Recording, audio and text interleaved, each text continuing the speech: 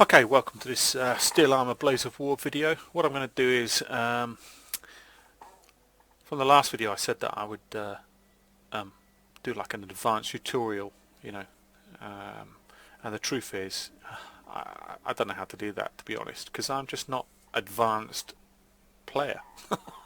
That's the best way I can put it. I play the game and I don't put hours and hours into it or anything like that. I haven't got the time, but it's a great simulation, and that's it. So what I'm going to do is I'm going to go through a campaign.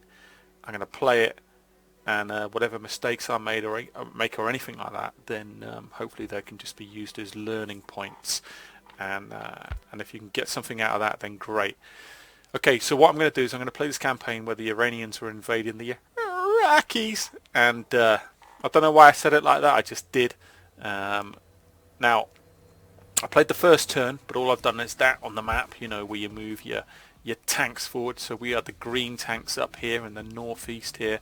We've moved them one slot forward, and our objective basically is this blue blob here. And as you can see, we've got enemy dug in here, which is the border of Iraq. So we've got to try and penetrate that and ultimately take these objectives here. But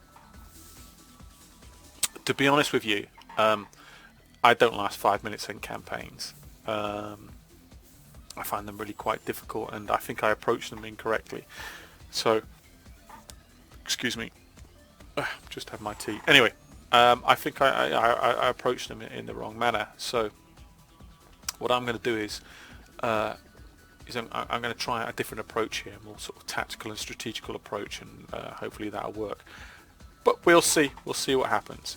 When I click on this, I'll shut up because there's a briefing that the battalion commander gives, and some text will come up down here somewhere, and we'll go through that, and it'll give us a bit more detail on what our task is and what we're supposed to be doing, and it's actually quite useful. So I'm going to left click here,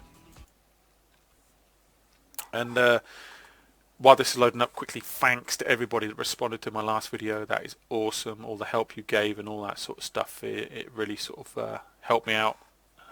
It's much appreciated, and any of your comments and all that sort of stuff will be much appreciated in this game, or in this video I should say. Right then, this is the commander giving the briefing. It says attack from square Delta 4. Delta 4 is there in the direction to the southwest, which is where that arrow is pointing, to the southwest. Set up an ambush in Charlie 4, which is here. Set up an ambush in Delta 3, which is here. And battalion commander intelligence. Enemy on defense in Delta 3. Okay. Enemy defense in Charlie 3. Ambush in Charlie 3. Sorry, they got an ambush set up in Charlie 3.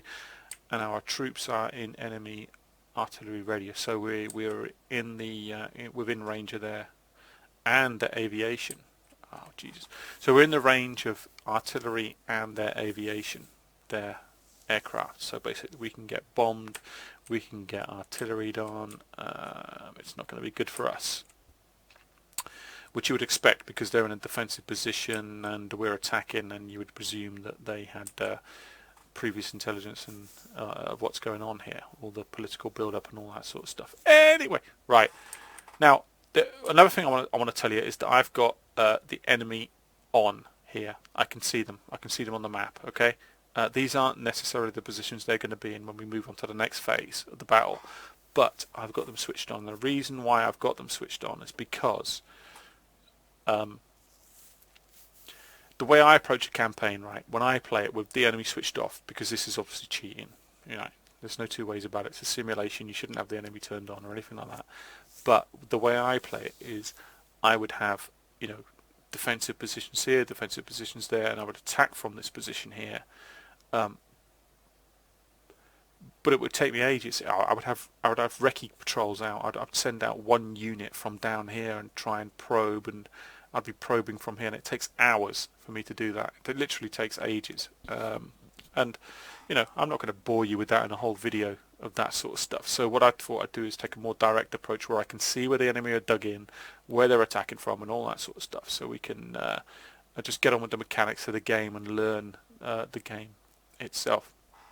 So with that being said, we're in a squad deployment phase, and we've been given our orders to set up an ambush here, set up an ambush here, and these circles here denote that, and to attack with this in this direction here to the southwest. Now let's click on our first unit here. Right, this is the reserve unit. I'm going to use these as the reserve unit. This is me. I'm the green guy here, but I can move to any of these tanks here within the game, so that's not a problem.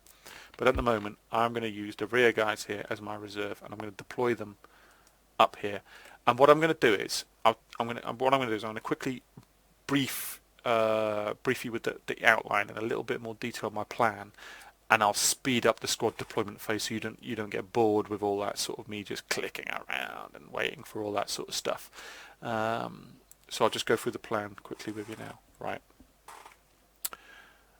Oh, by the way, I get nailed in campaigns within the first 5 minutes. I've been in a tank, and it'll just get destroyed within the first 5 minutes. So this is probably not going to be very pretty. And it says 12 turns, doesn't it? It says 12 turns in the phases of the campaign. I'll be lucky if I get through the first one. So just this is the whole point. It's a learning curve, right? So my plan is this, right?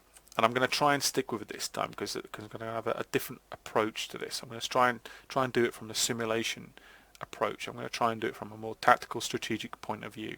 Okay, and with my limited knowledge of all that sort of stuff, hopefully we can get through this battle and win it. And let's just see how it goes. Right, so we've got some good opportunities here. The way I look at this, right, is our objective is here. Right, well, these flags are all of our objectives. This is the main objective here. We've got two flanks. We've got the right flank. This is called the right flank now, so we're facing this way. This is our right flank. This is our right shoulder. This is the head. And this is our left flank here. I'm going to deploy a left flank here and a right flank here in a defensive stance. And I'm going to use our main force here, which consists of 3 platoons. First platoon, second platoon, and my platoon, third platoon. So 1, 2, 3. The first platoon is going to be put in a defensive position in the front line here. Second platoon is going to be just behind them, and the reserves are just going to be behind them there. These are all going to stand in like an overwatch position, and I'm going to move forward as slowly as possible, or come forward as slow as possible. Whatever contacts we get, we're just going to have to react to in real time. These guys are going to be deployed in these hedgerows here, along this defensive position here. This is a tank burn. We cannot cross this unless we move to a choke point, which is here, and another one here. And is there anywhere else we can cross? We can probably cross here. We could probably come on the right flank here, and move and deploy round here, and which is something I might consider. But at the moment, I'm just thinking of a more direct attack, like the battalion commander has given us. And I'll set up those positions, and then once the plan, or once all the squads have been deployed, I'll come back to the video. But I'll not bore you with the whole selection process. The only thing I will say is that these guys with these, what they call them, like a half a cogwheel on them. Yeah, these guys will be dug in when you deploy them. So we've got good options here. These are going to be obviously our ambush troops. We'll use them because they're already dug in. They'll have a low profile in the ground, and they'll be great for an ambush. And then these guys will be our attacking guys, and that's the way it'll work. Right. So I won't bore you with the squad deployment. I'll leave it here, and then in phase 2 or in part 2, we'll just zip through all that sort of stuff. You'll just see them go brrr, like that very quickly, and then we'll go into the 3D actual tank battle view, and you'll hear me stop talking for a while. There you go. Be right back.